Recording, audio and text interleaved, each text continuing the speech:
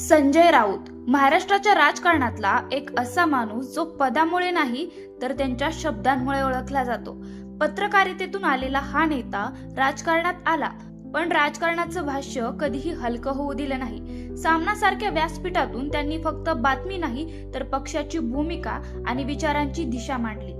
राज्यसभेत खासदार म्हणून ते केवळ उपस्थित राहत नाहीत तर चर्चेचा सूर ठेवण्याचा प्रयत्न देखील करताना दिसतात। त्यांची राजकारणाची पद्धत सभागृहापुरतीच मर्यादित नाही, ती टीव्ही स्टुडिओ पासून ते सामान्य माणसांच्या चर्चेपर्यंत पोहोचते।